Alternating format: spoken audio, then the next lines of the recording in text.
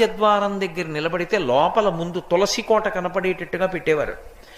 తలుపు ఇలా తీశారనుకోండి, వాటి దృష్టి ఎదురుగుండా ఉన్న వాటి దృష్టి తులసి కోట మీద పడుతుంది. అంత పెద్ద తులసి కోట ఉండేది లోపల.